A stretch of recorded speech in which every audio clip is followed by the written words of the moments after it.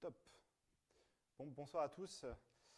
Donc, l'espace, levier scientifique et économique pour la paix et le monde nouveau, c'est ce que moi-même, donc Sébastien Drochon, voulait vous présenter ce soir pour donner un sens et voir donc, sous un autre angle la situation stratégique internationale dont je vais parler, mais la voir sous un angle du futur et de la question de l'avenir qui nous préoccupe.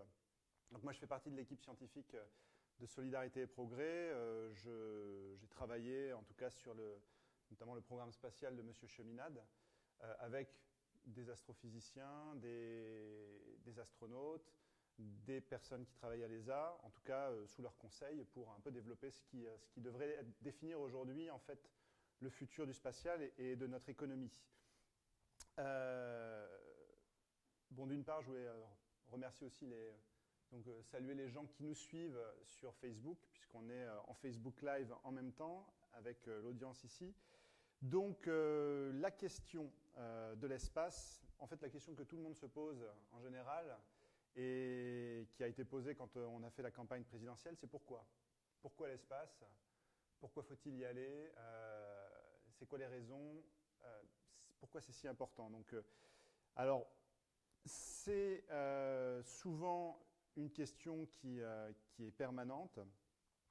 Et une des premières réponses qui, à moi, me semble un peu suffisante, mais qui est une réponse qui se vaut aussi, c'est que, en fait, ça ne sert à rien de se poser la question, on y est déjà dans l'espace, en fait. Hein. La Terre, elle tourne autour du Soleil, on est déjà dans l'espace.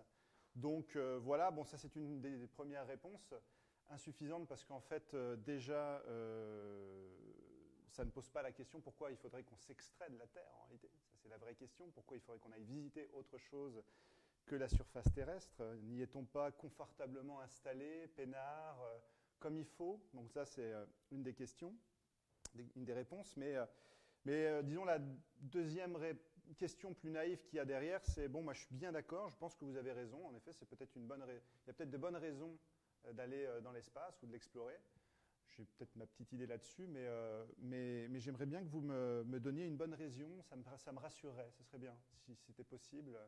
Donc il y a un peu ça aussi des fois dans les questionnements des citoyens, du moins en tout cas par rapport aux différentes discussions qu'on a pu avoir. Et puis après, il y a d'autres réponses plus, disons, sceptiques. C'est, en fait, ça ne sert à rien du tout. Je ne vois pas pourquoi vous perdez votre temps à dépenser tant d'argent. Regardez, il y a tellement de problèmes sur Terre. Il y a la guerre au Moyen-Orient, la guerre au Yémen. Vous avez Daesh qui sévit encore au Proche-Orient et au Moyen-Orient. Il y a Macron qui est en train de détruire le code du travail. Vous ne vous rendez pas compte ? Il y a Trump et Xi Jinping qui boivent le thé ensemble à Pékin, qui veulent contrôler le monde. Enfin, il y a des gens qui penseraient ça. Et les famines en Afrique, le réchauffement climatique et tout ça. Évidemment, pourquoi les gens se posent la question, pourquoi il faudrait investir et mettre tant d'argent dans l'espace ? Ça, c'est une des grandes questions aujourd'hui que les gens se posent. Et donc, comme on dit, il y a un peu 50 nuances de questionnements différents pour ce qui est de l'exploration spatiale. Mais bon, voilà, on voit un petit peu les grandes questions. Et bon, je vais essayer d'y répondre. Alors, je vais essayer d'y répondre avec quelques images, vous verrez défiler, mais je voulais y répondre avec le moins d'images possible et essayer de développer une idée et puis en même temps d'interagir, comme c'est aussi un peu le but de ces réunions, de répondre ensemble, mais en développant une idée peut-être avec un angle différent de ce qu'on pouvait imaginer. Donc déjà, une des premières réponses, disons plus pragmatiques, on va dire, pour les gens pragmatiques, c'est la question économique pure.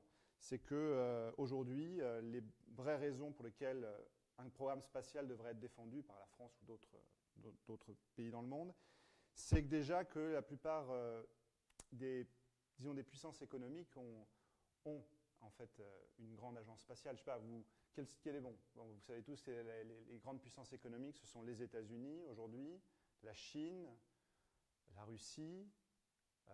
Là-dedans, vous avez le Japon, bon, il y a la France, l'Allemagne, il y a l'Europe. Donc vous voyez ces grandes puissances. Quand je dis les grandes puissances, c'est d'un point de vue statique. Je ne parle pas de leur devenir parce que certaines prennent des directions différentes. Et puis si vous regardez les grandes agences spatiales, bon ben voilà, vous avez la NASA, l'agence spatiale européenne, l'agence chinoise qui prend beaucoup d'essor aujourd'hui. bon, qui est aussi principalement dû à un programme militaire. Vous avez les Japonais qui sont très actifs. Et puis, bon, évidemment, vous avez aussi d'autres pays qui s'y mettent dans l'espace, l'Inde, le Brésil, l'Argentine, à différents niveaux. Mais en tout cas, si vous regardez, il y a une corrélation. Il n'y a pas une relation de cause à effet, mais il y a une corrélation entre croissance économique en général et investissement sérieux dans le spatial, dans un domaine du spatial. Donc déjà, ça c'est une des choses qui est assez visible. Alors, l'argument aussi, c'est de dire que dans chaque dollar investi, par exemple, dans le projet Apollo, aujourd'hui, des analyses ont été faites, des études ont été faites montrant qu'il y a 10 à 14 dollars qui ont été en retour dans l'économie réelle, dans le développement de l'économie. Et ça, c'est dû justement au fait qu'on ait inséré le progrès scientifique et technologique de l'exploration spatiale, dû à l'exploration spatiale, dans l'économie civile. Donc ça, c'est quelque chose d'assez connu.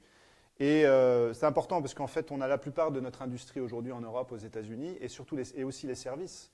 Tous les services que l'on connaît, notamment particulièrement avec le numérique, tout ça est issu en grande partie des progrès dus à Apollo, au projet Apollo et la miniaturisation, les progrès dans les matériaux. Donc, il y a toutes ces questions, toutes ces réponses à cette question des raisons pour lesquelles il faudrait aller dans l'espace et pourquoi un programme spatial. Alors bon, évidemment, ce n'est pas auto-évident parce que ça dépend aussi comment on oriente son programme spatial, parce que l'exemple de la Russie, par exemple, est tout le contraire. On a vu un programme spatial assez important dans les années 60. Il y a eu Sputnik, enfin, même dans les années 50 et 60, avec la guerre froide et ce que ça impliquait.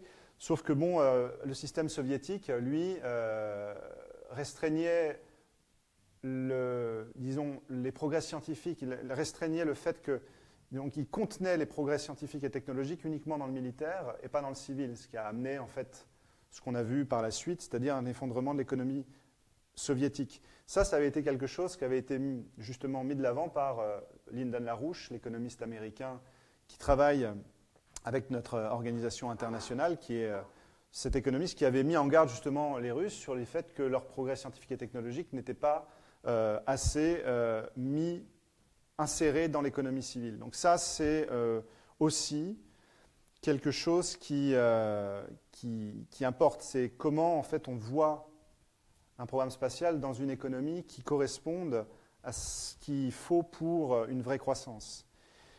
Et après, vous avez, disons, d'autres modèles économiques qui défendront le spatial, mais pour leurs raisons, c'est les libéraux qui vont vous dire, mais le spatial, c'est génial, mettez le privé là-dedans, on va aller sur les astéroïdes, prendre les ressources, parce qu'il faut savoir qu'une astéroïde en elle-même, certaines astéroïdes contiennent autant de fer et de nickel que tout ce que la Terre a pu porter, même plus.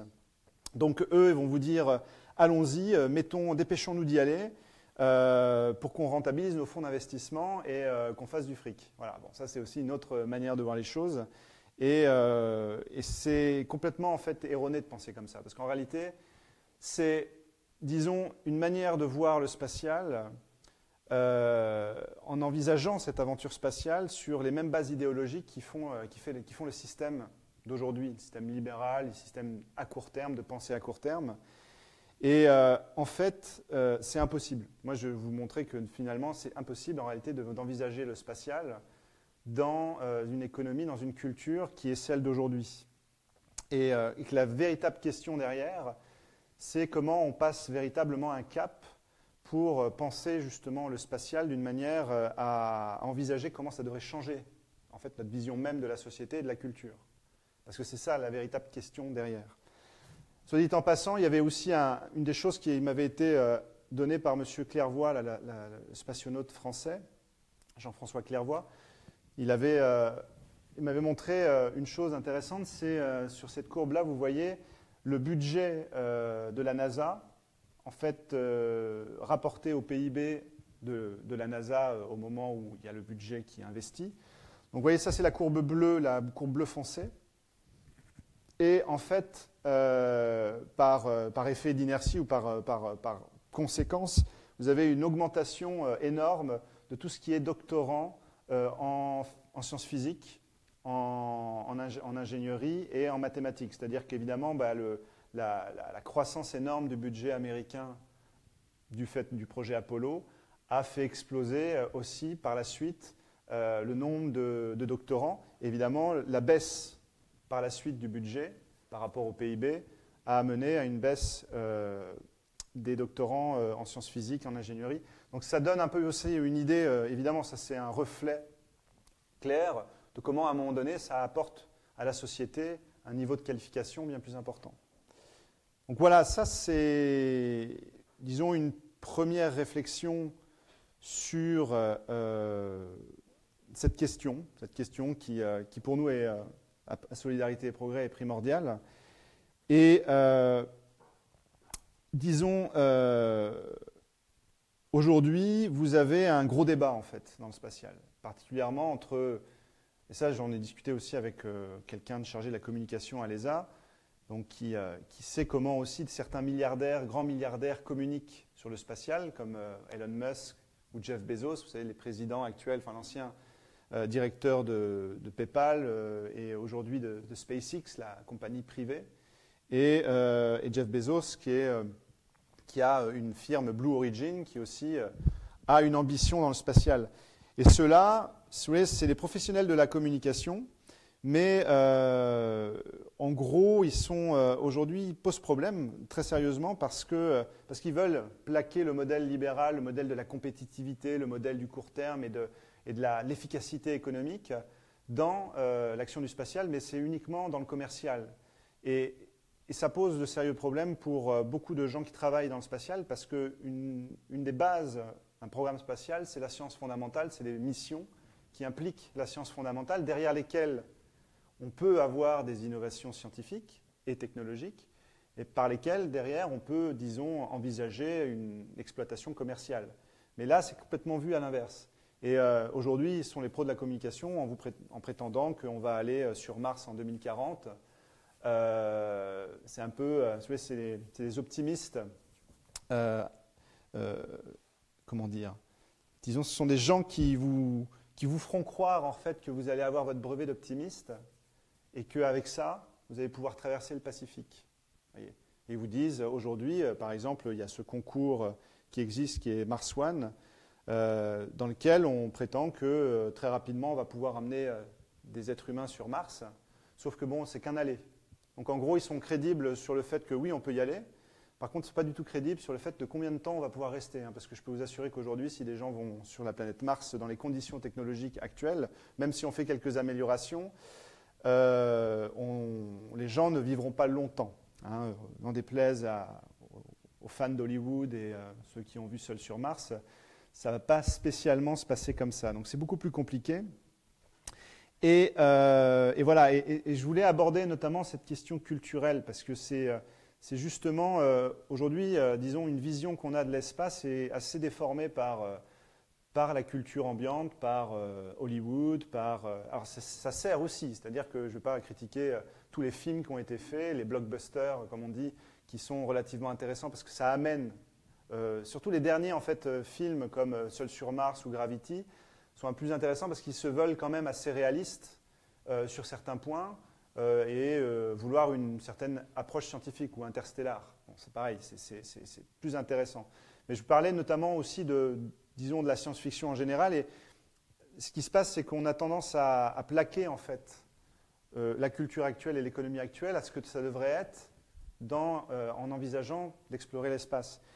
Et c'est pas possible. C'est un peu comme vous savez, les personnages de science-fiction aujourd'hui qui, bon, c'est dans le futur lointain et ils bénéficient des technologies les plus extraordinairement avancées dans la médecine, dans la propulsion, tout ça. Ils traversent la galaxie, ils font même des voyages intergalactiques.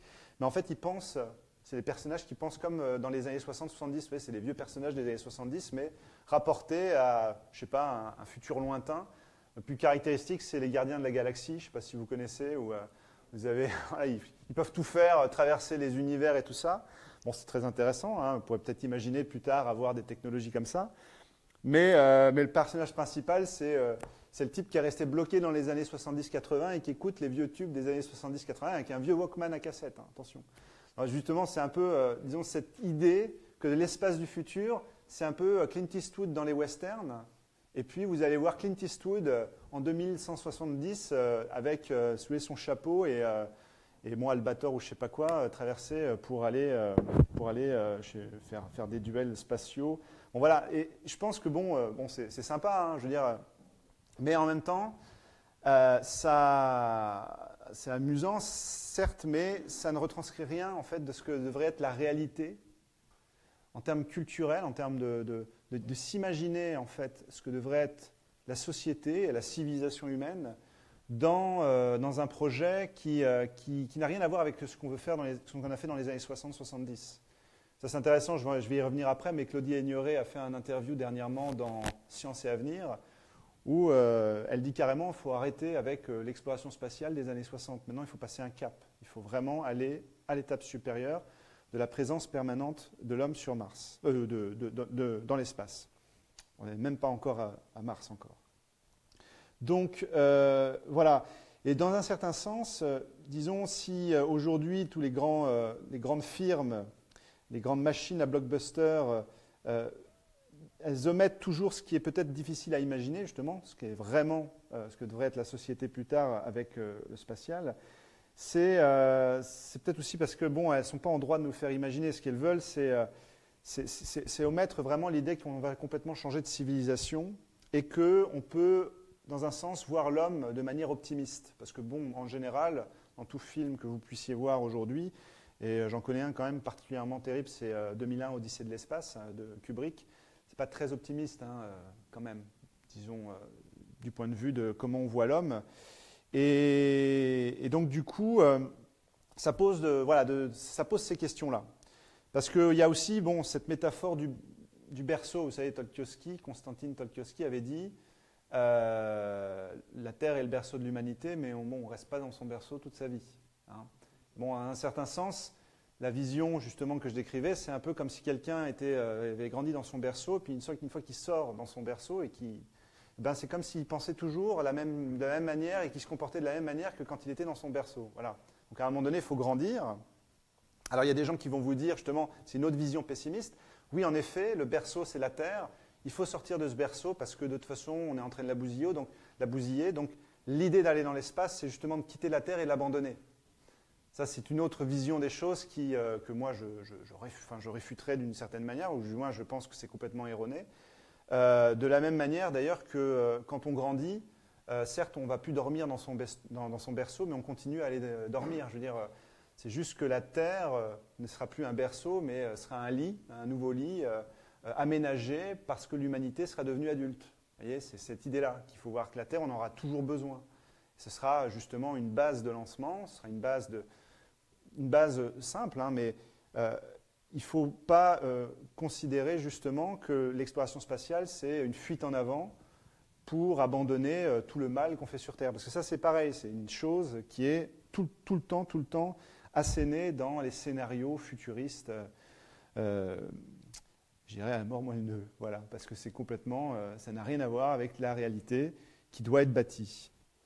Donc on aura toujours besoin de la Terre, et on en a bien besoin, et au contraire, le pari qu'on peut faire, c'est que l'exploration spatiale fera de la Terre un lieu d'accueil bien plus intéressant, bien plus important, avec une capacité d'accueil plus importante pour l'humanité, et permettra à l'humanité de croître en allant dans l'espace. Bon, voilà, ça c'est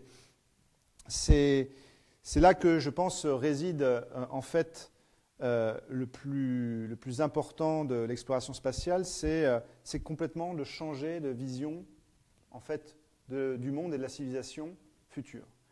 Et c'est là où il y a tout cet intérêt de voir cette idée de l'espace dans le contexte d'aujourd'hui, dans le contexte où il y a une situation géopolitique, géostratégique, internationale, qui en réalité est une situation qui donne les possibilités en fait de cette vision d'un avenir plus meilleur avec l'espace sur la Terre. En gros, pourquoi? Parce qu'en fait, bon, si vous suivez notre site internet, si vous lisez notre journal ou suivez les campagnes que nous menons, il y a cet engouement aujourd'hui dans le monde pour les nouvelles routes de la soie chinoises, qui est une initiative intéressante parce que la Chine a une approche gagnant-gagnant. Ça a été déclaré. Xi Jinping particulièrement joue ce rôle de catalyseur pour une coopération internationale dans des grands projets de développement.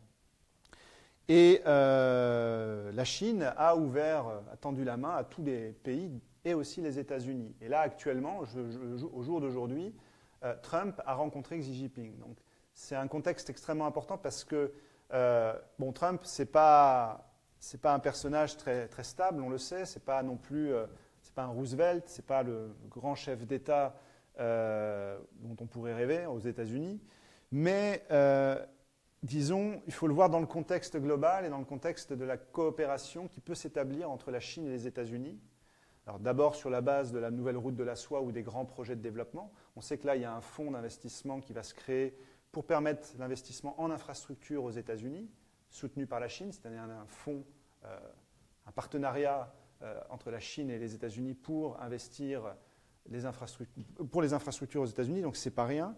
Et donc, disons, l'espoir que nous on a et ce que l'on pousse avec nos conférences, avec nos réunions et nos campagnes, c'est d'envisager vraiment ce partenariat possible consolidé avec les États-Unis et la Chine et l'Europe aussi, c'est-à-dire un partenariat qui permette de débloquer la situation et d'unifier les pays autour d'un vrai projet porteur vers l'avenir. Parce que les Chinois ont une vision à long terme.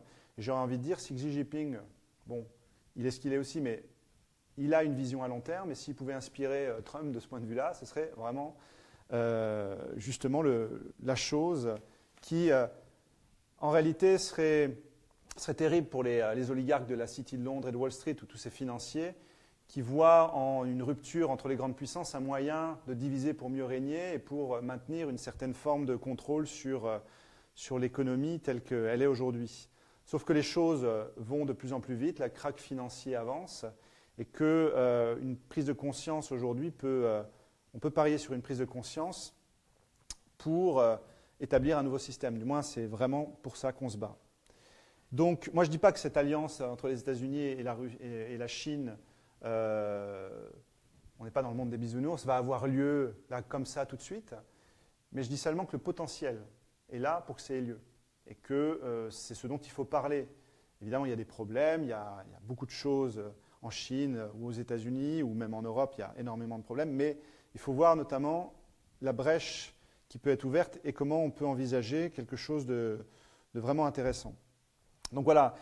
Donc cette coopération, vous savez, parce que j'avais notamment l'invitation à la réunion, c'était une poignée de main entre la Russie et la Chine sur un décor spatial. J'avais proposé ça parce que de cela, si un accord pouvait avoir lieu entre aussi les grandes agences spatiales, là on aurait un projet mondial qui permettrait en fait de faire face aux défis futurs. Bon, ça c'est ce qu'il faut voir et je vais en parler justement de ces défis futurs. Donc il y a quand même quelques obstacles à tout ça. Il y a premièrement le fait que le système financier tel quel aujourd'hui ne permet pas en fait une grande aventure spatiale puisque l'argent est détourné dans les paradis fiscaux, ça vous avez pu le voir, et dans la spéculation financière. Donc c'est un grand problème parce qu'il faut évidemment changer ce système financier. Et aussi, pour ce qui est d'une coopération, en tout cas spatiale, entre les États-Unis et la Russie, et la Chine, pardon, il y a aujourd'hui une loi qui empêche toute coopération bilatérale entre la Chine et les États-Unis sans l'aval du Congrès. C'est-à-dire que la NASA ne peut pas coopérer avec la Chine sans l'aval du Congrès. Il n'y a pas de budget alloué à une coopération américano-chinoise si le Congrès ne donne pas son aval. Donc du coup, ça aujourd'hui, ça pourrait être levé, mais débloqué, mais ça ne l'est pas encore. Donc si ces obstacles, disons, étaient levés, ça faciliterait les choses. Maintenant, quand même, il y a des choses intéressantes qui ont eu lieu dernièrement. Premièrement, ça fait 4 ans en réalité, 3-4 ans que la Chine émet le souhait de travailler avec les États-Unis dans le domaine spatial. Là, il y a eu notamment pour mettre en œuvre une station spatiale en orbite terrestre. Vous savez, vous avez la Station spatiale internationale qui est déjà âgée, va arriver en fin de vie. Et les Chinois ont déjà mis en place les premiers jalons d'une nouvelle station spatiale, bien plus intéressante, bien plus moderne évidemment, mais qui évidemment, le pari qu'ils font, c'est que les États-Unis puissent les aider à à la mettre en œuvre avec les autres nations, mais que, disons, la participation américaine serait très, très, très importante de ce point de vue-là. Ensuite, ça c'était donc le 27 septembre dernier, hein, les États-Unis et la Russie ont décidé de se rapprocher, donc ça c'est les États-Unis et la Russie. Ils veulent mener un partenariat pour bâtir une première station spatiale en orbite lunaire. Donc là, vous auriez quelque chose en orbite terrestre pour remplacer la Station spatiale internationale, mais même ils envisagent déjà quelque chose qui puisse être en orbite autour de la Lune, comme un pont, disons un sas intermédiaire, évidemment, pour viser la Lune. Donc ça, c'est les États-Unis et la Russie. Donc vous voyez les États-Unis et la Russie, vous voyez la Chine qui voudrait coopérer avec les États-Unis, mais pour l'instant, c'est difficile. Puis vous avez la Chine et l'Agence spatiale européenne qui réfléchissent sérieusement, et ça je vais en parler aussi par rapport à Claudie Ignoré qui joue un rôle important là-dedans.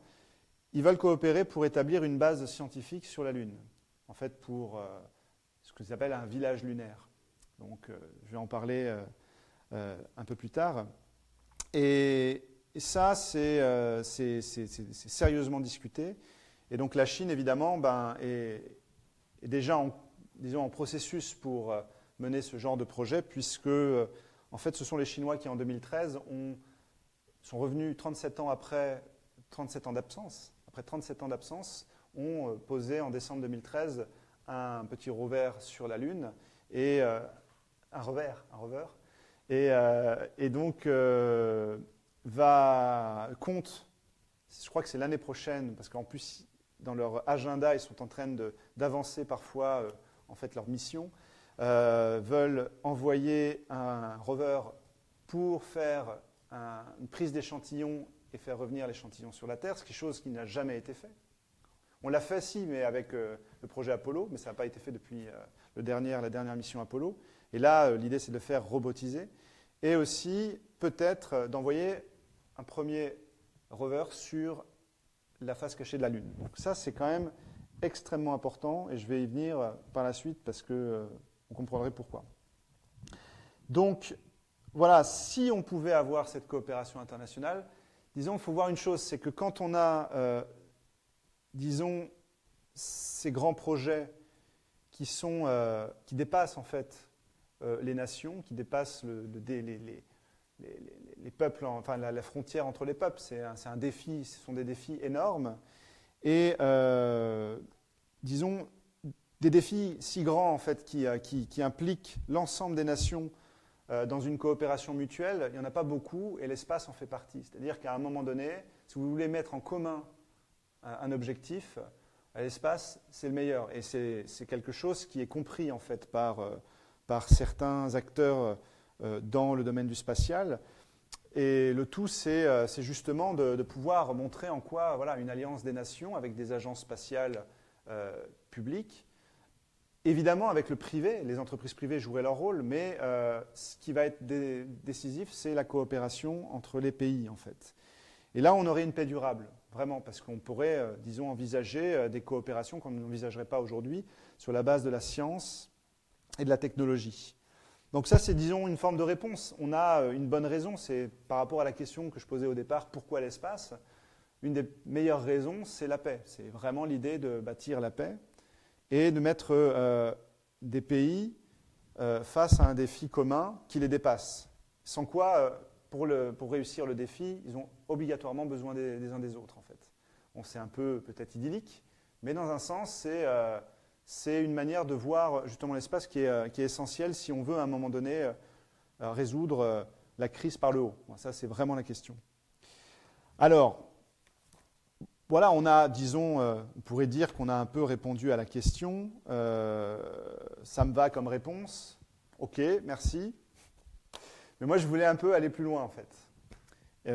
Parce que, bon, là, on pourrait, disons, imaginer que c'est ce qui va nous tirer, l'espace, disons, est un moyen pour nous tirer vers quelque chose de meilleur, de politiquement et économiquement meilleur.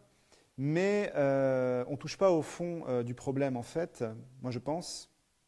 Et derrière cette question du spatial, il faut voir surtout comment ça touche en fait à la nature humaine. Véritablement quelque chose qui est relatif à ce qui fait de nous des êtres humains. Et au final, qu'est-ce qui nous pousse à vouloir y aller, ou en tout cas à l'envisager sérieusement? Même si peut-être qu'on est moins en moins, mais je crois que vu l'engouement qu'a pu avoir Thomas Pesquet, ou même, disons, les différents événements relatifs au spatial dans le public, on a quelque chose dans la population qui est de l'ordre de l'appétit par rapport à ces choses-là. Et ça, c'est très important parce que ça touche à la question culturelle. Et c'est là où je veux disons, élaborer un peu avec vous par rapport à ça. Parce que ça pose la question, c'est quoi la particularité de l'homme à toujours vouloir chercher en fait ce qu'il ne connaît pas?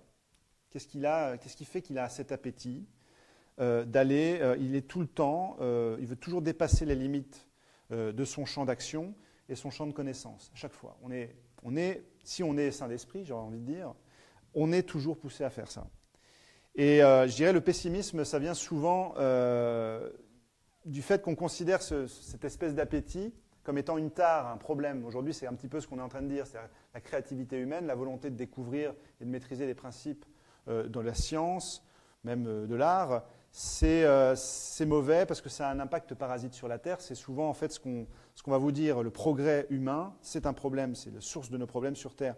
Et j'ai envie de dire, si on voulait freiner le développement humain et de la population, ou d'une quelconque population ou d'une quelconque civilisation, on ne s'y prendrait pas autrement. On dirait, voilà, on dénigrerait cette capacité en fait qu'a l'homme à découvrir les principes universels et à les maîtriser, notamment pour l'intérêt général. Donc c'est vraiment une question cruciale en fait. Et comme le disait Rabelais, parce qu'évidemment on peut défendre la science, mais on disait la science sans conscience n'est que ruine de l'âme. Moi je suis d'accord. Mais il y a un autre dicton qui dit si vous voulez piquer votre chien ou le tuer, vous dites qu'il a la rage. Et il suffit juste d'induire dans la culture un aspect négatif de l'homme et notamment du progrès pour qu'à un moment donné, on effraie les gens vis-à-vis du progrès. Et pourtant, c'est pas si évident de freiner les êtres humains à les chercher en fait. Parce que bon, si des oligarques voulaient nous rendre pessimistes, ils ne feraient pas autrement. Mais par contre, aujourd'hui, si on regarde disons, les budgets de la culture, ou on pourrait dire d'une certaine forme de culture qui véhicule quand même un certain aspect négatif de l'être humain, ils y mettent des milliards et des milliards. Hein. C'est-à-dire, ça y va, ils y mettent le paquet, quoi. Hein. C'est-à-dire qu'il faut mettre la grosse artillerie pour développer une culture pessimiste vis-à-vis de l'être humain. Et malgré cela, je dirais, il y a toujours des irréductibles gaulois qui sont là pour toujours dire, mais non, il faut chercher, moi je veux chercher, je veux comprendre. Et voilà, c'est pas dans la nature de l'homme d'être pessimiste en fait. On a toujours cet appétit pour aller découvrir. En fait, on a cet appétit quand on découvre quelque chose qui est qu'on ne sait pas. Là, il y a un inconnu et on est poussé à vouloir découvrir. Mais plus intéressant, ce qui est encore plus, disons, passionnant, c'est de se rendre compte qu'on ignore quelque chose, mais que tout le monde ignore. C'est quelque chose que personne ne sait. Ça, c'est l'espace. Parce que c'est l'inconnu universel, l'inconnu de toute l'humanité. Et pour, disons, prendre un exemple d'une autre manière, vous savez, aujourd'hui, il a été découvert dans une des pyramides d'Égypte quelque chose d'assez étonnant. C'est alors il y a tout un débat, en fait, je vais pas aller justement dans le cœur du débat parce que je ne maîtrise pas, parce qu'apparemment il y a des égyptologues qui disent que non, on savait déjà qu'elle existait, mais il y a une grande cavité, aussi grande qu'un avion. C'est quelque chose qui est 47 mètres de long, à peu près, on ne sait pas exactement, mais on évalue à 47 mètres de long et 8 mètres de haut, et assez grande pour placer un avion. Donc c'est à l'intérieur, alors je ne sais pas si vous voyez, c'est au-dessus, donc c'est cette zone blanche qui disons, modélise cet espace qui est un vide à l'intérieur de la pyramide de Khéops. La pyramide Khéops, donc en Égypte, c'est la plus grande des 3 pyramides qui sont assez connues. Alors, ce qui est chose intéressante, c'est qu'ils ont utilisé en fait, ils ont mesuré ce vide grâce à l'espace. ça c'est la petite anecdote, c'est qu'en fait ce sont des rayonnements cosmiques. Vous savez, des rayonnements cosmiques, ce sont des particules à très grande vitesse qui viennent sur Terre, qui nous viennent d'autres galaxies, et quand elles percutent l'atmosphère, elles font une espèce de douche d'autres particules parce qu'elles interagissent avec la matière de l'atmosphère et ça fait une douche de particules, dont certaines particules qu'on appelle des muons, qui ont la capacité de traverser la matière, mais tout en étant affectées par la matière.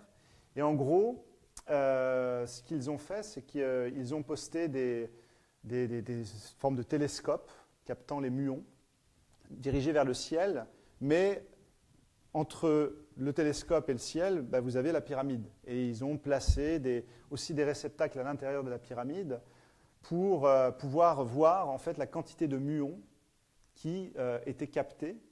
Et ils se sont rendus compte qu'en faisant notamment une carte en 3D, c'est-à-dire en plaçant les instruments de mesure à différents niveaux, ils ont pu constater que, en fait, ils s'attendaient à ce qu'il y ait moins de muons et que la pyramide étant pleine, les muons soient captés ou déviés.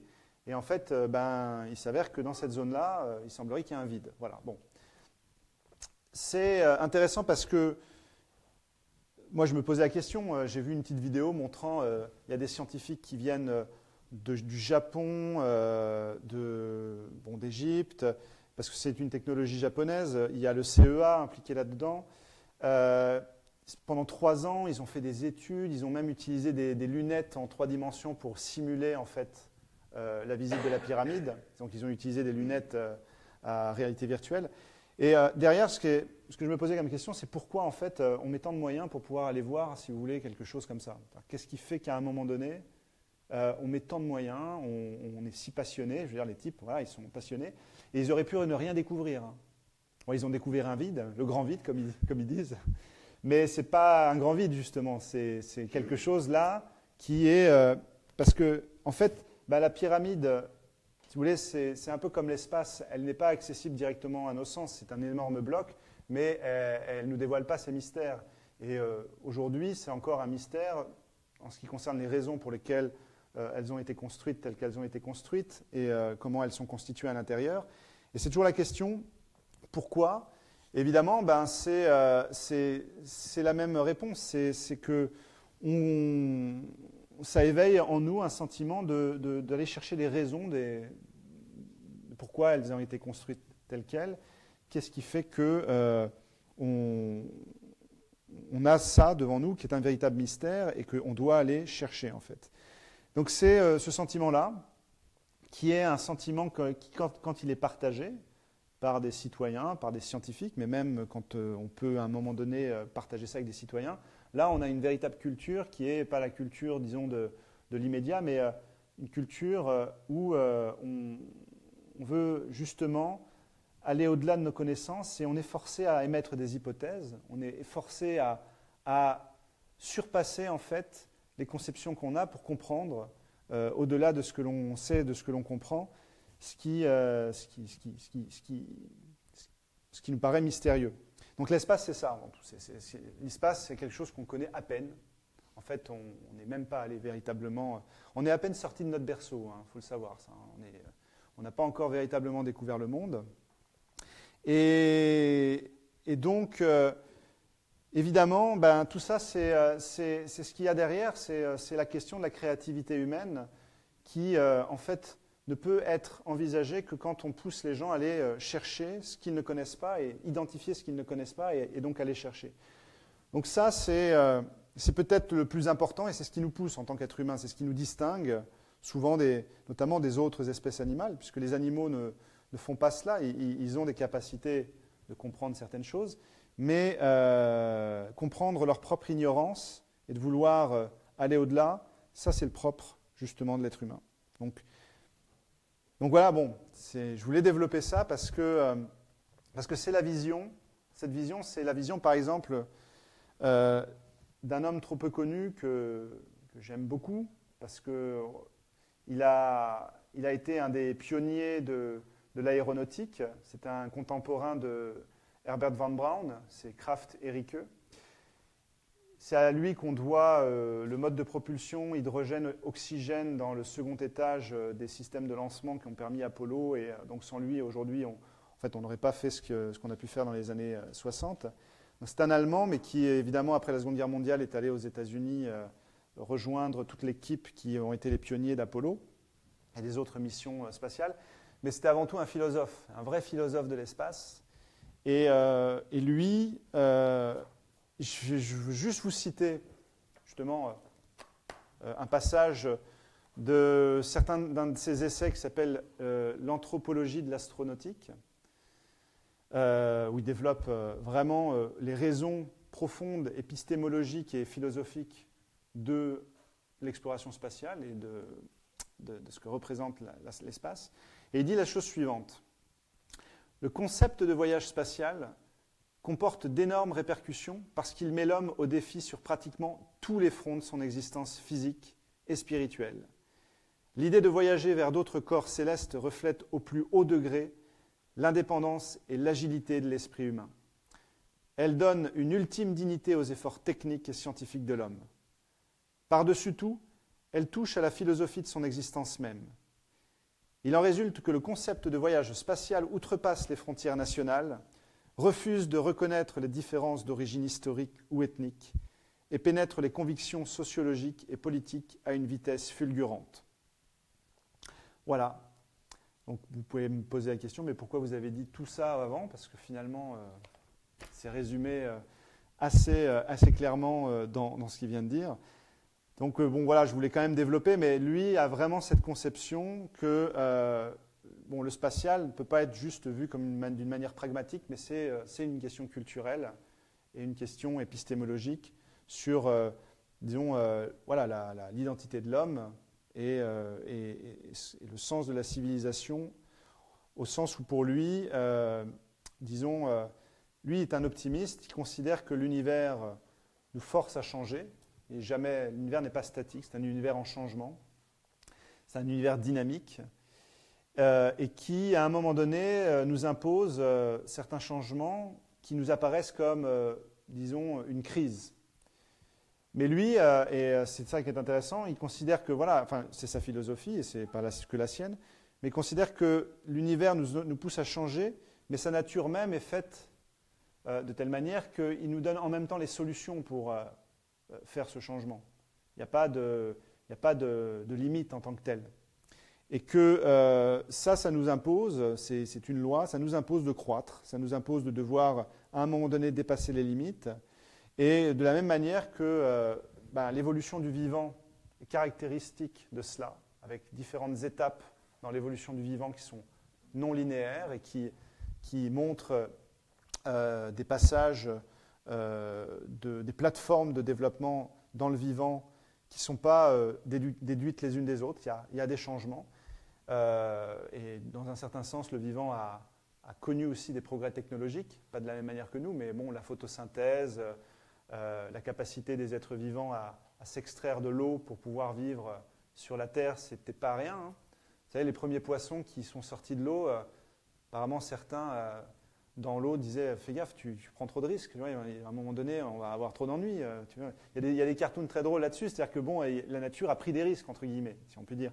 Et pour Krafft et Ricke, l'homme doit faire la même chose et que le voyage spatial, c'est ça, c'est passer à un moment donné à l'étape ultérieure.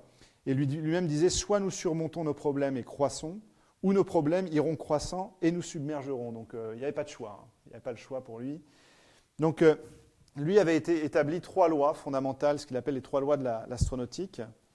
Je voulais vous citer pour vous donner un peu une idée de l'orientation de ce personnage. La première loi, c'est « Rien ni personne parmi les lois naturelles de l'univers n'impose de limite à l'homme, excepté l'homme lui-même ». La seconde loi, la Terre, mais également le système solaire tout entier, toute partie de l'univers pouvant être atteinte par l'homme, avec l'aide des lois de la nature, sont le champ légitime de l'activité humaine. Et la troisième loi, en s'étendant dans l'univers, l'homme accomplit sa destinée en tant qu'élément de la vie, doté du pouvoir de raison et portant en lui la sagesse de la loi morale.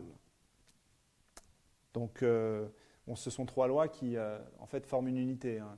Il n'y en a pas une qui puisse être vue indépendante des autres. Mais évidemment, la question de la sagesse de la loi morale et le pouvoir de raison, ça, c'est la vraie question derrière l'engagement qu'on doit avoir pour progresser et notamment envisager ce programme. Donc là, je vais, disons, passer à la dernière partie de ma présentation en ayant présenté Krafft Ericke, parce que Krafft Ericke avait un projet qui était, pour lui, l'étape ultérieure, c'était l'industrialisation de la Lune. Il a écrit tout un schéma, un projet, une mission établie dans les années, je crois qu'il avait écrit ça dans les années 70. Enfin, c'était déjà envisagé d'industrialiser la Lune et de montrer en fait toutes les étapes nécessaires. Donc, je dois dire, hein, ce personnage-là, quelqu'un qui a connu notre organisation, qui a travaillé avec nous, il est quasiment inconnu des astronautes les plus connus aujourd'hui, ou même certains scientifiques de l'ESA, du CNES, j'ai pu en parler, et ils ne connaissent pas. Ils ne connaissent pas sa pensée, et pourtant il a beaucoup écrit, et il a été un des pères de l'aéronautique dans les années 60. Donc, l'industrialisation de la Lune, ou du moins la prochaine étape, et ce qu'on doit voir comme étant la prochaine étape, c'est justement notre destination imminente, c'est la Lune. Et là, bon, comme je vous ai dit un petit peu au départ, c'est bien parti pour. Maintenant, il y a Claudie Aigneret donc, qui s'est fait interviewer là dernièrement, et c'est vraiment intéressant parce que ça montre vraiment l'engouement qu'il peut y avoir dans ces milieux-là, et ça, c'est quelque chose qu'on salue vraiment. Et je la cite dans cette interview de Science et Avenir. Elle dit « Actuellement, la présence humaine dans l'espace se limite à la Station spatiale internationale, qui n'est située qu'à 400 km de la Terre. Hein. Donc ça, il faut qu'on mette fin à cela. Il faut qu'on mette fin à la phase d'exploration spatiale qui perdure depuis les années 60 pour commencer une nouvelle ère d'expansion de l'humanité. Alors, quelles sont les prochaines étapes? Alors, elle dit, voilà, le projet de village lunaire qui vise à une présence beaucoup plus longue, à une véritable colonisation de la Lune. Elle y va carrément. C'est le prochain chantier de l'humanité, un projet global qui ne se fera qu'à l'aide de contributions multiples, donc, notamment la coopération internationale. Donc, le village lunaire, alors bon, moi, voilà, c'est ce qu'aujourd'hui les Chinois sont prêts à faire, semble-t-il, et le faire avec la coopération de l'Agence spatiale européenne. Mais ça impliquera toutes les nations du monde. Ça impliquera l'ensemble de la planète pour faire ce genre de choses. Maintenant, voilà, il faut imaginer. Imaginez-vous dans 30, 40 ans. Voilà, vous avez un premier décollage depuis la Terre, vous avez une première étape sur la station spatiale internationale qui a été entamée par les Chinois et les Américains, et puis le reste du monde. Puis décollage vers la Lune, vous accostez sur l'orbite lunaire permise par la Station spatiale internationale entamée au début des années 2020 par la Russie c'était la Russie et les États-Unis. Puis, à un moment donné, vous prenez votre petit vaisseau et vous allez tout simplement atterrir sur la Lune, sur alors, un village lunaire ou une base scientifique lunaire, ça c'est au choix. Vous choisissez. Parce que vous avez plusieurs projets aujourd'hui. Vous avez par exemple une découverte assez sensationnelle, voilà, ça c'est le village lunaire. Bon, c'est une vue des... Mais ce n'était pas celui-ci que je voulais vous montrer avant, c'était celui-ci. C'était l'idée qu'on peut déjà commencer à envisager aussi une base scientifique souterraine, enfin sous-lunaire, je ne sais pas comment on pourrait dire. Parce qu'en fait, on a découvert des cavités qui sont les vestiges de l'activité volcanique lunaire. On en a découvert une qui a plusieurs dizaines de mètres de large et des centaines de mètres de long, en fait. Ou 50 km, non, c'est 200 mètres de diamètre, un peu, si vous voulez, un tunnel de 200 mètres de diamètre et de 50 km de long. Donc c'est énorme, on pourrait y bâtir une ville équivalente de Philadelphie dedans, voyez. Et ça a un intérêt, c'est que à une certaine profondeur du sol, j'y vis Philadelphie parce que c'était un exemple qui était donné dans un article, à cette profondeur-là, il y a quand même de grands avantages. C'est que vous êtes protégé des rayonnements cosmiques, c'est-à-dire de tout ce qui serait relativement dangereux sur la surface de la Lune, parce que la Lune n'a quasiment pas d'atmosphère, elle en a une toute petite. Mais c'est très dangereux parce que vous avez les vents solaires, les rayonnements cosmiques, dont on a prouvé la nocivité, et puis aussi les gradients de température assez importants, puisque bon, il fait entre 400 degrés Celsius quand vous êtes en plein soleil, et puis après, une fois que vous êtes durant la nuit solaire, la nuit lunaire, pardon, là il fait moins 200 degrés, donc vous avez un différentiel gigantesque. Donc là, ce serait l'avantage, c'est de... Bonjour, vous pouvez vous installer, il y a des chaises, allez-y. Donc ça, ce serait vraiment le... Donc tout de suite, quand on a découvert ça, c'est une mission japonaise qui a permis de rendre compte de ces cavités-là, de ces grottes. Donc ça, c'est déjà une première étape importante. On pourrait aussi construire ce village lunaire. Alors ça, c'est ce que Claudie Elgneret développait. Parce qu'aujourd'hui, on pourrait envisager avec des robots utiliser le régolithe lunaire, cette poussière lunaire, la chauffer, même au micro-ondes. Il paraît que ça se durcit étant soumis à certains rayonnements et donc on aurait l'énergie sur la Lune pour pouvoir le faire parce qu'on a l'énergie solaire et on pourrait amener d'autres formes d'énergie. Donc ce serait un village évidemment qui amènerait le défi de maîtriser certains matériaux pour protéger les habitants des rayonnements cosmiques et puis aussi des différentiels de température et tout le reste. Mais c'est envisagé et c'est sérieusement défendu là par ces astronautes de l'ESA, dont Mme Elgneret.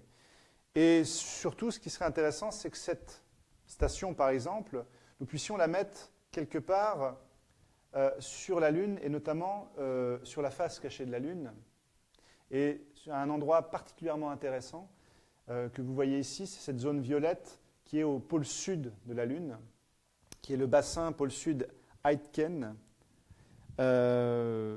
Pourquoi c'est si important? Parce que c'est un énorme cratère qui fait à peu près... En gros, c'est un cratère assez... C'est un ensemble de cratères, comme vous le voyez, mais qui est le plus, disons, la formation géologique la plus profonde en termes de cratères. Mis à part les vallées martiennes qui font 10 km de profondeur, ce cratère nous amène à des profondeurs de 6 km sur le pôle sud de la Lune. Alors pourquoi c'est si important? C'est quelque chose de si convoité. C'est tout simplement parce que, étant au pôle et étant en profondeur, vous avez des régions dans ce bassin-là, dans lesquelles, des zones dans lesquelles il n'y a pas eu un seul rayonnement solaire depuis certainement le début de la formation de ce cratère, de cet ensemble de cratères. Et donc il n'y a aucune pollution infrarouge, c'est-à-dire il n'y a pas de chaleur. C'est peut-être les endroits du système solaire les plus froids qui existent. Donc il y a un intérêt scientifique extraordinaire à pouvoir faire des expériences dans des conditions qu'on ne pourrait jamais répliquer, même dans des laboratoires sur Terre. Disons, parce que là, vous auriez des espaces dans des conditions de température et de vide extrêmes. Donc c'est déjà un intérêt pour beaucoup de scientifiques. D'autre part, c'était quoi aussi? Il y avait une autre chose très intéressante.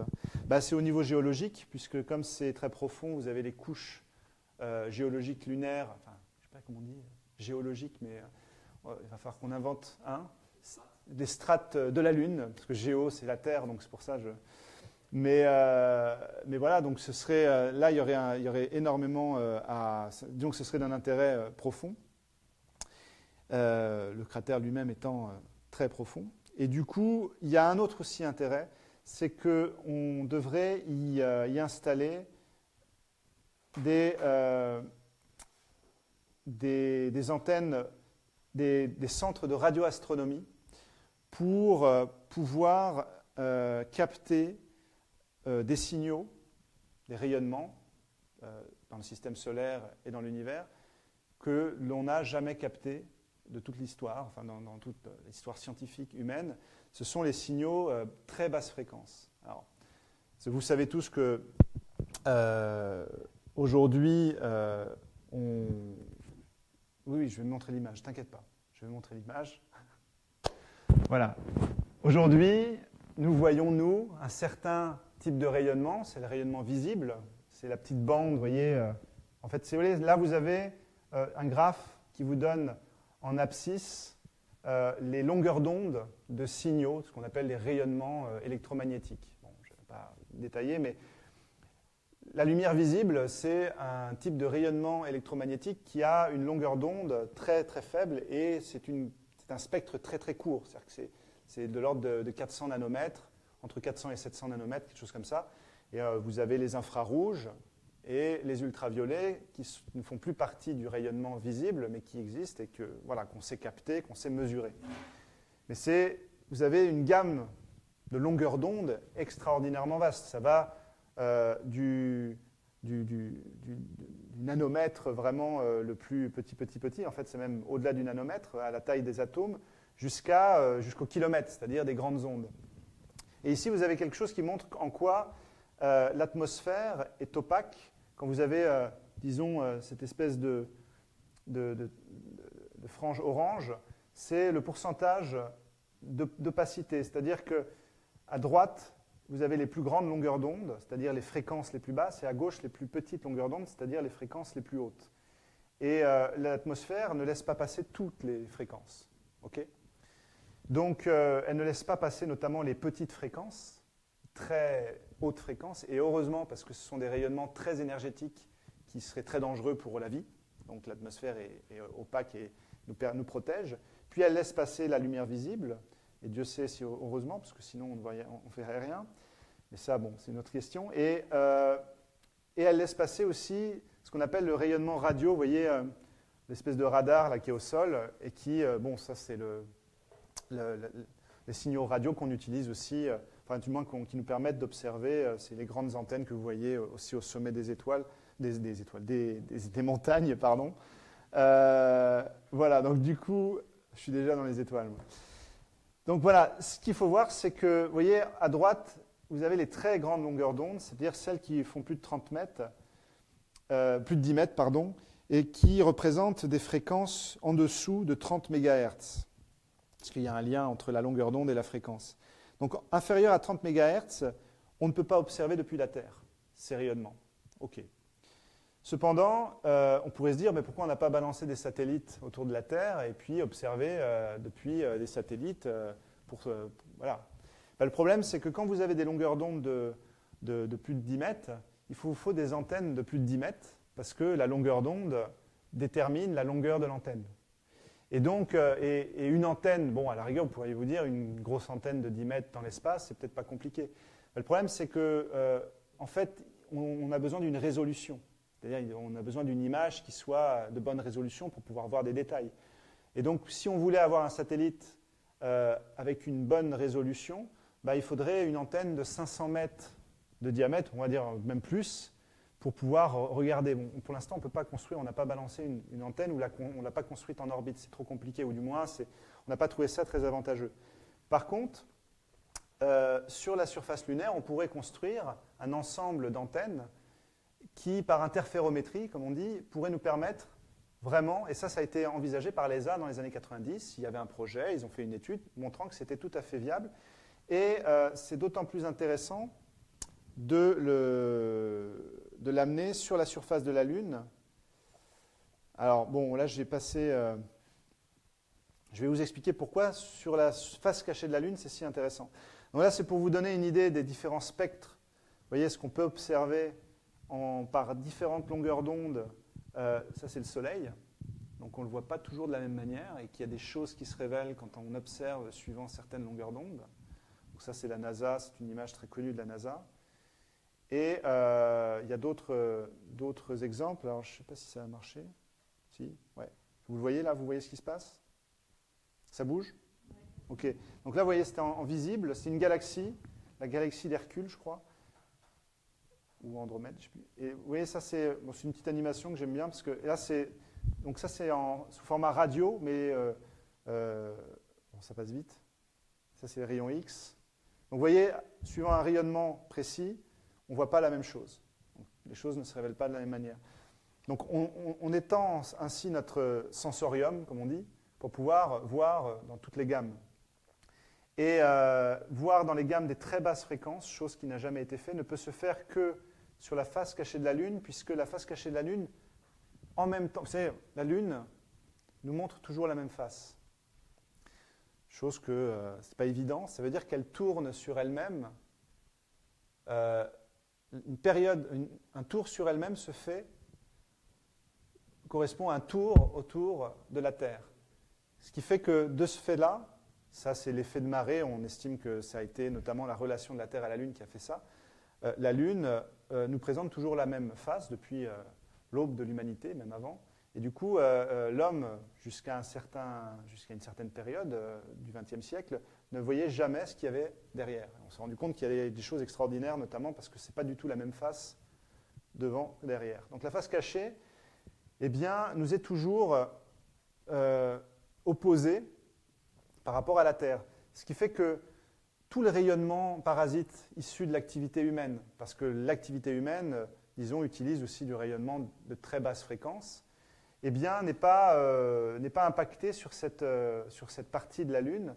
Donc c'est ici qu'on devrait mettre en place un système de radioastronomie pour véritablement observer l'univers, c'est-à-dire des zones de l'univers et du système solaire dans cette nouvelle gamme de fréquences. Si vous voulez, ça nous amènerait, ce serait une révolution, hein, parce qu'en fait, ça nous amènerait des images qu'on n'a jamais... En fait, on découvrirait certainement des choses qu'on ne soupçonne même pas aujourd'hui. Ça nous permettrait notamment d'étudier des phénomènes au niveau de plasma. Je ne vais pas aller dans les détails, parce que moi-même, techniquement, je ne suis pas encore au point, mais en tout cas, ce que j'ai pu voir, c'est que ça nous permettrait d'étudier des structures de champs magnétiques, de plasma, des choses qu'on ne peut pas aujourd'hui voir et qui doivent être observées pour pouvoir mieux comprendre en fait l'environnement du système solaire. Donc ce serait nous donner de nouveaux yeux et agrandir justement nos connaissances, et ça nous apporterait certainement beaucoup plus de questions qu'à l'accoutumée. Donc des questions qu'on ne se pose même pas aujourd'hui. Donc ça c'est un exemple juste pour vous donner un sens. Vous voyez, c'est la galaxie Hercule, c'est celle-ci, qu'on observe donc dans le domaine visible. Et puis, vous voyez, bon, vous dites, voilà, il y a quelques belles étoiles, ça c'est commun, on arrive à le voir à l'œil nu, avec un bon télescope là quand même.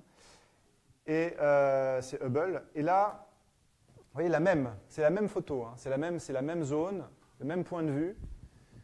Et là, il se passe quelque chose, c'est le spectre radio. Alors, pas le spectre radio des très basses fréquences, mais le spectre radio des fréquences qu'on peut observer depuis la Terre ou même depuis l'espace. Donc voilà, ça donne ça. Vous voyez, donc, ce qu'il y a au centre, ce n'est pas une étoile, c'est une galaxie. Donc ça vous donne une idée de la taille du phénomène qu'on observe d'un seul coup en ayant un nouveau moyen d'observation. Donc voilà, ça fait partie, hein, c'est une petite partie des choses qui devraient constituer les prochaines étapes de cette mission internationale, de cette mission spatiale que je développais un peu avant. Donc voilà le défi, disons, scientifique. Maintenant, tout cela sera possible si on maîtrise les technologies qui sont sur le point d'être maîtrisées mais qui vont être nécessaires, c'est la fusion. Et disons, c'est des modes de propulsion qui vont nous permettre de raccourcir les voyages dans l'espace et qui nous permettront non seulement d'être beaucoup plus efficaces, mais en plus de préserver la vie des passagers, puisqu'aujourd'hui, quand vous allez sur Mars, ça prend 7 mois, et il faut absolument raccourcir les temps de trajet. Ça ne pourra se faire uniquement qu'avec des modes de propulsion plus denses qui nous permettront, avec moins de carburant, de pouvoir avoir plus de poussée et surtout sur un temps plus long. Parce que plus la poussée est longue, plus l'accélération se fait dans un certain temps long, et donc la vitesse de croisière se rapproche, non pas de la vitesse de la lumière, mais d'un certain pourcentage de la vitesse de la lumière. Ça, ce serait l'idéal pour pouvoir à un moment donné envisager des voyages dans le système solaire. Pas seulement des voyages habités, mais même pour envoyer nos robots et nos satellites, parce qu'on ne peut pas se contenter de la propulsion chimique. Donc aujourd'hui, on envisage d'utiliser le nucléaire. C'est quelque chose qui est étudié par l'agence spatiale russe Rosatom, qui a pour ambition de tester à terre un moteur nucléaire. Je vous rassure, hein, c'est un test, c'est d'utiliser l'énergie nucléaire pour pouvoir projeter notamment du plasma, c'est-à-dire de la matière sous forme de plasma et ionisée. Et même la NASA travaille sur un prototype de moteur thermique nucléaire, c'est-à-dire qu'on utiliserait la chaleur, l'énergie thermique nucléaire pour pouvoir propulser de la matière, et envisagerait d'atteindre Mars en 39 jours, comparé aux 7 mois d'aujourd'hui. Donc ça, c'est réfléchi, c'est des projets qui existent, et sachant que le plus grand intérêt, ce serait de maîtriser la fusion, qui est beaucoup plus dense, qui utiliserait notamment des carburants comme l'hydrogène lourd, le deutérium, ou alors l'hélium 3, qui est un isotope de l'hélium, qui ne se trouve pas sur Terre, mais justement sur la Lune. Ça, c'est aussi un autre intérêt d'aller sur la Lune, c'est de pouvoir exploiter l'hélium 3, qui est un des carburants pour la fusion. Et ça, c'est aujourd'hui étudié par un docteur, donc la propulsion à fusion dirigée. Ça existe, en tout cas, c'est étudié. J'ai mon ami Benoît, là, qui vous en parlerait certainement bien mieux que moi, parce qu'en fait, il a étudié justement tout un article. En tout cas, il y a eu une présentation d'un de nos collaborateurs là-dessus aux États-Unis pour présenter les travaux de ce scientifique. C'est donc le président de la division système satellite de Princeton qui aujourd'hui explore l'utilisation de la fusion à l'hélium 3 pour envisager la propulsion. Alors, il y a déjà des phases des tests. Le problème de la fusion, c'est que ça nous coûte plus d'énergie que ça nous rapporte pour l'instant. On ne maîtrise pas encore le processus totalement en termes de rentabilité énergétique. Cependant, disons, je ne sais pas, ces 20 millions, ils sont dans une phase d'utilisation du réacteur. Ils provoquent la fusion à l'intérieur du réacteur. Maintenant, ils voudraient faire des tests ultérieurs pour pouvoir améliorer l'efficacité. Et ils savent plus ou moins quel budget dont ils auraient besoin. Et il leur manque 20 millions. Donc 20 millions de dollars, c'est rien, je veux dire, par rapport à... Je ne sais pas, c'est combien tu disais, c'est un dixième d'un F-15 ou je ne sais plus. Un dixième d'un F-15, c'est-à-dire l'avion militaire américain. Donc, c'est juste pour donner un sens que... Parce qu'avec ce système-là, on pourrait révolutionner totalement. Et bon, ça, on sait que les spationautes, les ingénieurs du spatial sont tous unanimes là-dessus. Hein. C'est nécessaire de passer un cap dans la propulsion. Donc, aujourd'hui, ce n'est pas qu'il manque 20 millions, il manque des centaines et des centaines de millions. Mais que dans certains cas, il ne faut pas grand-chose pour pouvoir passer des caps et faire des découvertes. Et ça revient à la question politique, évidemment.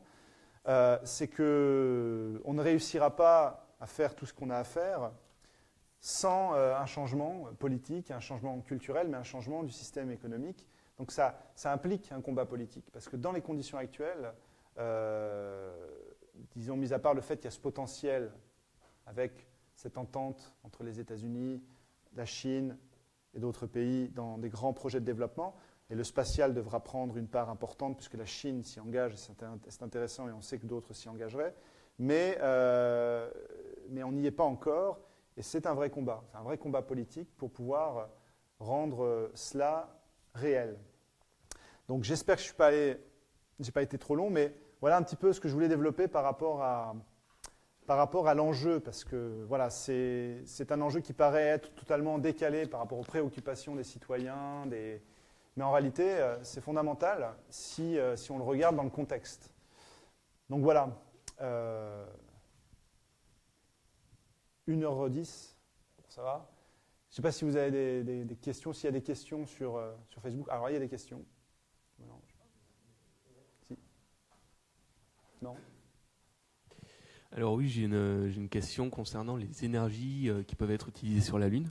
Vous avez parlé de l'énergie solaire, du coup, qui peut être utilisée sur la Lune, notamment pour les modèles d'habitat possible. Je voulais savoir si vous aviez une idée, si vous aviez des renseignements sur les autres. En fait, disons, ce qui est envisagé, c'est en effet le solaire, parce que là, l'énergie solaire serait bien plus efficace que sur Terre. Ça, pour le coup, si on peut fabriquer des panneaux solaires, autant les mettre sur la Lune, ce serait bien mieux. Maintenant, disons, ça n'empêchera pas qu'à un moment donné, il faudra y amener le nucléaire comme première chose. Le nucléaire, on maîtrise. Et que ce soit, d'ailleurs, pour l'habitabilité humaine, mais même pour les missions robotisées, si on veut vraiment des missions efficaces, il faudra envoyer, et ça pose la question de l'utilisation du nucléaire dans l'espace, mais l'énergie nucléaire devra être utilisée, ça c'est sûr, pour la Lune, pour même tout ce qui est mission robotisée. Donc voilà.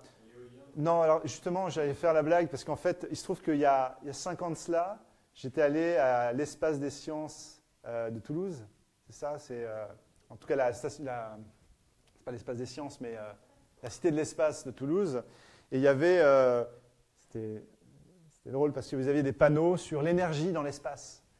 Et donc, il y avait des panneaux solaires, il y avait évidemment l'énergie renouvelable, parce qu'il fallait pousser à fond, notamment le fait qu'il faut des énergies renouvelables. Le nucléaire n'est jamais développé pour le grand public, parce que ça ferait trop peur, soi-disant. Mais là, ils avaient planté une éolienne en plein milieu de la Lune. Donc, je sais pas, voilà, je sais qu'il y a une petite atmosphère sur la Lune, mais ils avaient mis une éolienne là pour dire, voilà, on mettra des éoliennes sur la Lune, des panneaux solaires. Donc, c'est vous dire un petit peu le problème dans la communication parfois. Oui, avec des vents solaires, ouais, mais elles étaient vraiment très proches des éoliennes sur Terre. Donc, du coup, moi, je trouvais ça complètement ridicule. C'est idéologique, c'est complètement. Donc, évidemment, on ne peut pas mettre d'éoliennes sur la Lune. C'est évident. Donc, non, solaire et nucléaire. Et puis. Et surtout la fusion. C'est-à-dire que évidemment, si l'hélium 3 devient un carburant possible, il deviendra un carburant avant tout sur Terre. Hein. C'est-à-dire que l'idée, c'est d'exploiter, extraire l'hélium 3 sur la Lune pour l'envoyer sur Terre, pour pouvoir déjà, libérer l'humanité sur Terre de la contrainte énergétique dans laquelle elle se trouve toujours si elle veut croître ou se développer. Monsieur, vous avez une question ?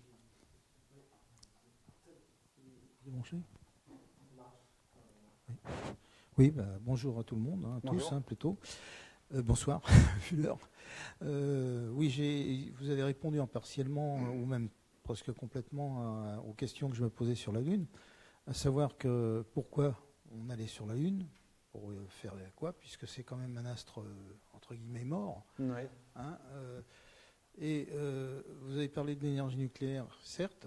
Bon, là, il y a l'histoire des déchets aussi. C'est vrai, oui. Déjà qu'on ne sait pas trop les stocker en France, et même dans tous les pays. À savoir qu'apparemment, vous me contredirez peut-être, parce que j'ai posé peut-être une question là-dessus, que l'Angleterre aurait, alors ça ne fait pas partie du débat bien sûr, aurait mis émergé des fûts pas loin de leur côte pour s'en débarrasser. Donc ça pose des problèmes aussi sur la Lune. Et savoir aussi sur la Lune comment fait-on pour renouveler l'air qui est nécessaire aux habitants, même temporaires, on va dire. De toute façon, déjà sur le nucléaire, c'est sûr que l'enfouissement d'un quelconque déchet n'est pas la solution. Maintenant, on peut faire confiance dans le progrès et estimer que, par exemple, si la maîtrise de la fusion se fait, sur la fusion, ça implique des états de la matière, qu'on appelle les plasmas à très haute température, qui permettent de transformer n'importe quelle matière en plasma. Et à ce moment-là, la matière n'a plus la propriété nucléaire qu'elle a quand elle est un déchet nucléaire. C'est-à-dire que, forme de recyclage par ce qu'on appellerait des torches à plasma, on développe l'idée, ce n'est pas notre idée, c'est quelque chose qui a été pensé déjà auparavant. Il existe des torches à plasma aujourd'hui, mais utilisant les énergies qu'on connaît, ou l'énergie nucléaire, mais avec la fusion, on a des températures de 15 millions de degrés, donc après on pourra recycler ce qu'on veut. C'est-à-dire qu'on pourra transformer en plasma tout type de matière qui poserait problème, et même peut-être la recycler. Après, bon, là on est dans la théorie, mais en même temps, la théorie qui n'est pas des élucubrations. Scientifiquement, on estime pouvoir, d'un plasma, extraire tel type de matière du tableau périodique des éléments. C'est du moins quelque chose, c'est un défi qu'on peut se lancer. Donc, je dirais, je ne verrai pas justement, c'est un petit peu de la même manière qu'on voyait Clint Eastwood dans les westerns et Clint Eastwood dans l'espace. On ne verra pas, si vous voulez, la société aujourd'hui du court terme qui ne veut pas résoudre le problème des déchets nucléaires, les enfouir quelque part parce que ça coûte moins cher, parce qu'on n'a pas envie de se prendre la tête. Une société qui, à un moment donné, parce que c'est ce que dit Claudie Aigneret d'ailleurs dans son interview, En fait, on n'imagine pas comment la société va penser quand à un moment donné, ce sera une civilisation de l'espace. Aujourd'hui, vous vous levez, enfin, il y a 10 000 ans, vous vous leviez dans votre grotte, vous regardiez le soleil, vous preniez la température un petit peu, puis vous alliez voir un peu quel est le temps et tout ça. Bon, aujourd'hui, vous vous levez, bon, vous regardez quand même la météo, mais vous allez voir vos mails, vous regardez votre compte Facebook, je sais pas, la société, elle a complètement changé. Surtout mon compte en banque. Ouais, le compte en banque. Vous regardez ce que vous pourriez visiter comme musée aujourd'hui. Je sais pas, ouais, la société n'est pas la même. Qu'est-ce qui va se passer quand vous serez une société qui vivra plus ou moins dans l'espace, même si on n'abandonne pas la Terre? Vous ne penserez pas de la même manière. Et je pense qu'il faut, disons, imaginer que ce sera pas, on n'envisagera pas les solutions de la même manière. Et d'ailleurs, ça pose un vrai défi intéressant d'aller coloniser, entre guillemets, ou en tout cas explorer la Lune, parce que ça pose la question de comment on gère, justement. Votre question, elle est légitime. Comment on va gérer les déchets, comment on va gérer notre quotidien, avec les contraintes que ça pose. Ça va nous permettre, ça va nous poser des problèmes qu'on ne peut pas se poser sur Terre, mais qui vont nous permettre d'envisager, disons la culture et la vie dans l'espace. Ce sera certainement, on ne peut pas l'imaginer sans y être, quoi. Donc je pense que sur les questions des déchets, déjà on aura des solutions technologiques et on ne pensera pas de la même manière qu'on pense aujourd'hui. Oui, parce qu'actuellement, on n'a aucune possibilité d'inhiber pas une réaction nucléaire, mais la radioactivité. Non, mais bon, on a des possibilités. Si on sait réduire la demi-vie de certains éléments, oui. On envisage des technologies comme l'accélération de particules pour pouvoir transformer certains déchets. Ça coûte pour l'instant assez cher, mais c'est des choses qui pourront être améliorées. Et puis je vous ai expliqué notamment, disons, c'est avec le progrès, peut-être avec des nouvelles énergies, qu'on résoudra le problème des déchets nucléaires. Je crois qu'il ne faut pas vraiment, je pense qu'ils ont fait une fixette un peu sur cette question. Moi, je peux vous assurer que c'est justement si on recule technologiquement, on ne résoudra pas le problème. Ah non, si on avance, on a des chances de le résoudre, on saurait déjà comment le résoudre, et puis, je veux dire, théoriquement et même dans la pratique dans certains cas. Donc, après, bon, vous savez, il y a la réponse qui est souvent faite, c'est, à un moment donné, vous savez, les déchets, on les enverra dans le soleil. C'est une idée. C'est vrai. Voilà, bon, après, je ne sais pas si c'est la meilleure solution, hein, je ne suis pas en train de dire, mais bon, voilà, bon, c'est pas que le soleil ce sera une poubelle, ce sera du carburant pour le soleil. Donc, du coup, oui, de toute puisque façon, c'est une réaction nucléaire. C'est une idée, bon, soleil, quelque part. Donc voilà, donc c'est... C'est énervé, surtout. Oui. Eh bien, il va peut-être falloir, à un moment donné, disons, amener de l'air depuis la Terre.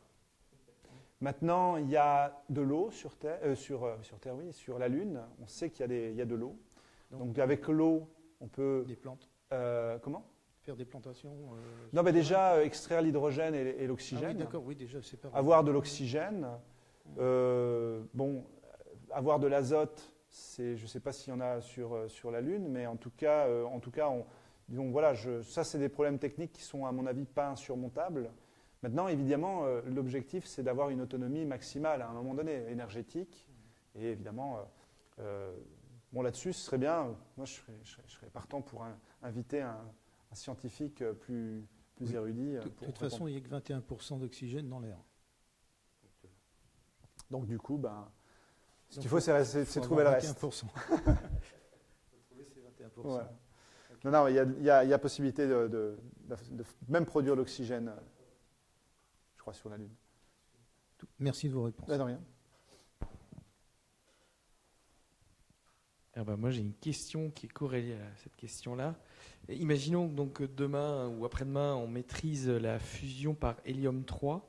J'ai deux questions. La première, c'est quels déchets sont issus de la fusion à hélium 3 ? Est-ce qu'on le sait ? Et la deuxième chose, c'est si on prend 1 kg d'hélium 3 fusionné, ou je sais pas, ou 1 gramme, ou 1 tonne, je ne sais pas dans quelle proportion, ça représente combien d'énergie qu'on peut consommer par rapport à 1 kg ou 1 gramme ou 1 tonne d'uranium qu'on fissionne au jour d'aujourd'hui ? Alors, dans l'idée, théoriquement,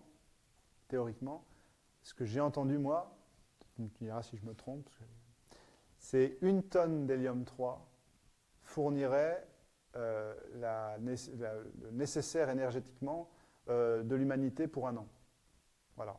actuellement. Hein. C'est-à-dire qu'une tonne d'hélium-3, je crois qu'on évalue à plusieurs millions de tonnes ce qu'il y aurait sur la Lune. Alors après, comment disons l'extraire, c'est une autre question, parce qu'il semble... Comment ? 100 000 tonnes. C'est 100 000 tonnes ? La capacité totale ? Oui, normalement sur la Lune, il y a à peu près 100 000 tonnes exploitables. Exploitables, mais... Et sachant qu'une tonne, c'est pour une année, donc vous avez pour 100 000 ans. Voilà, c'est ça, c'est théoriquement. Ça va. Maintenant cet hélium, l'hélium-3, en fait, réagit avec... donc l'hélium-3, c'est un atome, c'est un élément qui a 2 protons et 3 neutrons. Et l'hélium normal, c'est 2 neutrons, donc c'est un hélium plus lourd qui réagit avec un hydrogène, le deutérium, pour faire, alors si je crois, c'est pour faire de l'hélium normal et un proton. Donc les déchets, c'est un proton et de l'hélium. L'hélium, ce n'est pas un déchet, c'est un gaz qui est très utile dans la science et qui a énormément d'utilisation. Et le proton, c'est exactement justement ce qu'on voudrait dans une réaction de fusion, parce que c'est une particule qui va être très énergétique, c'est de là qu'on va tirer l'énergie, et en plus elle est chargée électriquement, ce qui fait qu'elle est, on a la capacité de la diriger. Parce qu'aujourd'hui, on a d'autres types de réactions de fusion, mais qui produisent des neutrons. C'est par exemple ce qu'il y a comme type de réaction, c'est la réaction deutérium-tritium, c'est 2 isotopes de l'hydrogène, qui forment, alors je ne sais plus c'est quoi, mais en tout cas, il y a en fait, la partie énergétique de la réaction, c'est les neutrons.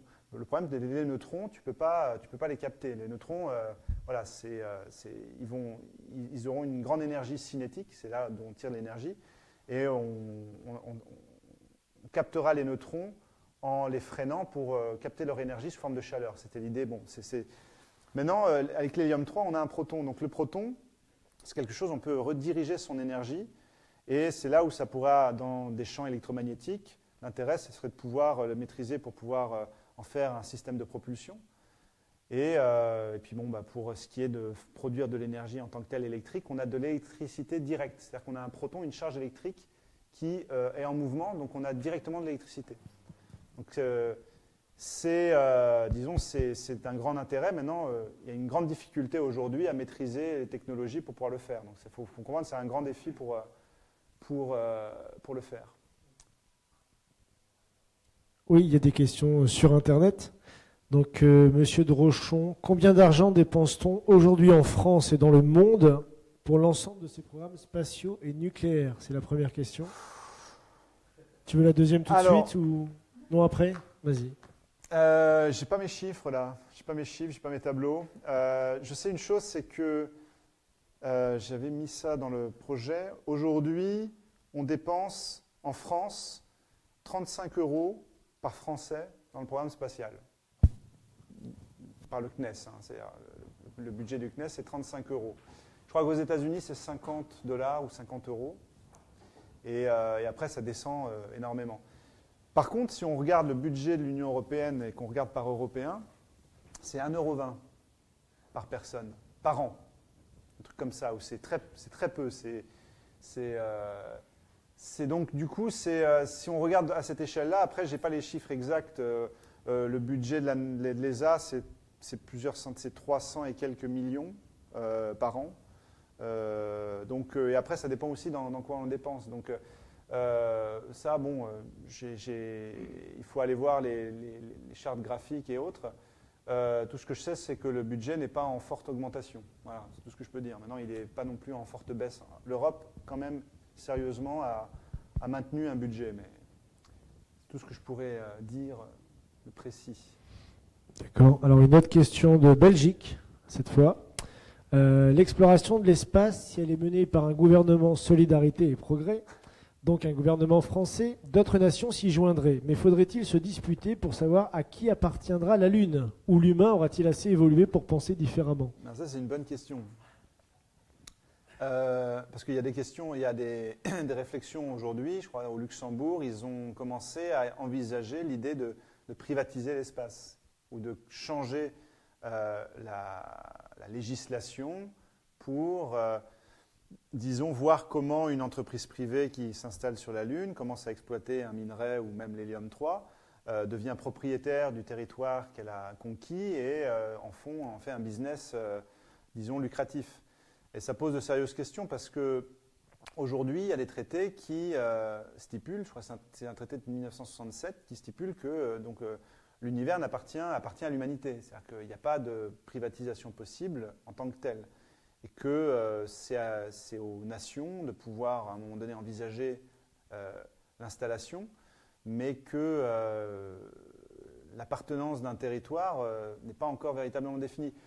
Je ne sais pas si cette personne-là envisage d'investir sur un petit lopin de terre lunaire. Je ne sais pas si ce sera possible. En tout cas, je crois que la question, en fait, ne devrait pas s'envisager de cette manière-là. Donc, de la même manière que, disons, pour l'instant, l'espace appartient à l'humanité et que, comme je le disais un peu dans la présentation, c'est l'humanité entière qui travaillera.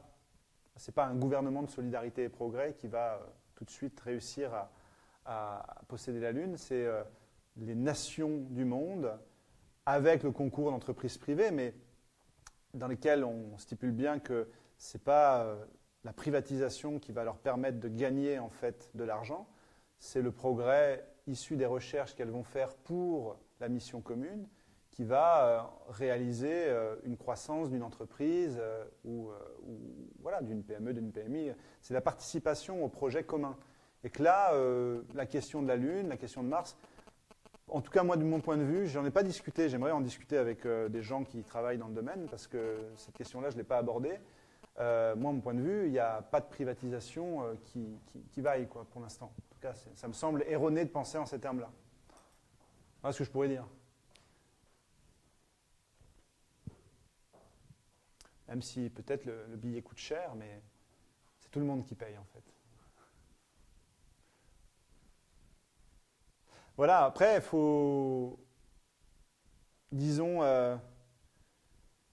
voir comment justement, avec la situation actuelle, les choses peuvent très vite avancer dans la direction que j'ai décrite. Parce que ces nouveaux projets de stations spatiales, de bases lunaires, c'est très récent. C'est quelque chose. Il faut dire, hein, quand vous imaginez comment on a tenté de ridiculiser ou cherché vraiment à réduire le projet de cheminade justement par rapport au spatial en 2012 et qu'on a commencé à dire c'est un uluberlu, un professeur tournesol et que l'espace ne servait à rien, quand tous les journalistes disaient ce qu'ils disaient.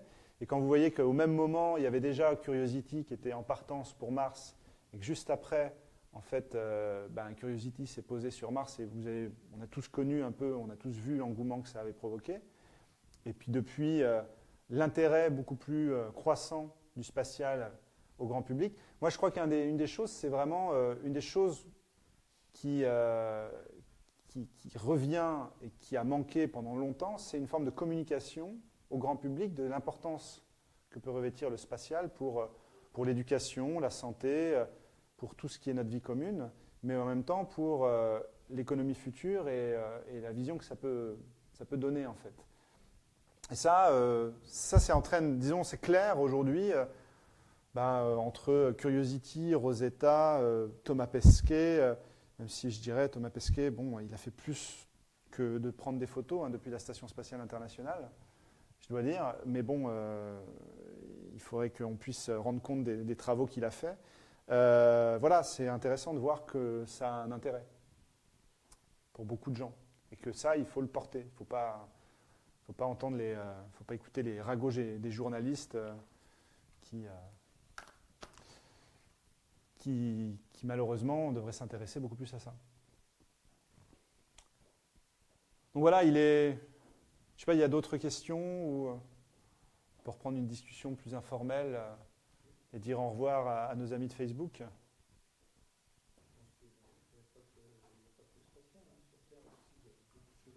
Il y a beaucoup de choses à faire sur Terre. Non, mais là, je voulais juste montrer que si on ne faisait pas ça, on ne pourrait pas faire toutes les autres choses. De toute façon, je pense qu'il faut penser aux générations futures. C'est ce que le spatial compte faire. Et je pense aussi que la Lune, c'est une base avancée vers d'autres explorations, je pense. Oui. Parce que La Terre n'a pas des ressources inépuisables. Donc peut-être qu'il y a d'autres satellites, entre guillemets, qui sont peut-être habitables. Aujourd'hui, on évalue à plusieurs milliards, peut-être, le nombre de planètes autour des étoiles de notre galaxie. Oui, après, habitables, c'est la grande question, mais il y en a déjà il y en a déjà qu'on estime habitables. Donc on est, comme je disais, on est à peine sorti de... Vous savez, quand on est bébé, on a à peine mis la tête hors de notre berceau pour sentir, mais on est, disons, voilà, on est au tout début, en fait, de ce qu'on pourra faire. Il y a une théorie de Einstein que l'univers se replierait sur lui-même. Mais qu'est-ce qu'il y a derrière? On ne sait pas. Ouais. Alors, oui, bah justement, la question est là. Peut-être qu'on découvrira que, disons, Einstein, il y avait eu tout un débat sur justement la cosmologie d'Einstein et la cosmologie des autres, parce que lui disait que c'est un univers, disons, qui était à courbure positive, donc qui se refermait sur lui-même, mais qui restait l'univers en tant que tel. Après, il y a eu beaucoup de questionnements par rapport à l'expansion de l'univers. Bon, moi je pense que voilà, toutes ces questions-là, justement, vous voyez la radioastronomie dont je parlais lunaire, rien que cela nous permettra tout d'un coup de répondre à certaines questions, même si elle ne répondra pas à toutes les questions, elle nous en posera beaucoup plus. Et après, il va falloir qu'on y aille. Oui, et puis ça nous permettra peut-être de voir plus loin. Bah, c'est l'idée. Oui. Parce que, on voit déjà loin. Mais... J'ai une théorie qui est très simpliste et très basique, à mon niveau. C'est que derrière un mur, il y a toujours quelque chose. Ah ouais. C'est pour ça que quand on a vu les grandes pyramides, on s'est dit qu'il doit y avoir quelque chose. Oui, mais il y a ce des pyramides qui est toujours permanent, parce que est-ce qu'on a encore démontré que comment ont été fabriquées les pyramides? Non, là, je ne voulais pas justement, justement, on cherche comme. D'ailleurs, comment a été fabriqué l'univers? On continue à chercher. Hein. Oui, c'est ça qui est intéressant. Oui, qui a fabriqué l'univers? Oui, bon, qui, je ne sais pas, mais en tout cas, on se pose la question. Voilà. Tu prends une dernière question? Ouais. C'est une question toute simple et je me la pose. C'est une question, on demande quelle est la mission internationale pour laquelle Paolo Nespoli représente l'Europe? T'as entendu parler de ça? Alors, pas du tout. Paolo Nespoli, ça ne dit rien à personne? Non, bon, pas de réponse. Envoyez-moi un mail. Envoyez le mail. Ok, voilà, je laisse la réflexion pour la suite et je vous remercie. Merci à tous ceux qui nous suivent. Merci à vous.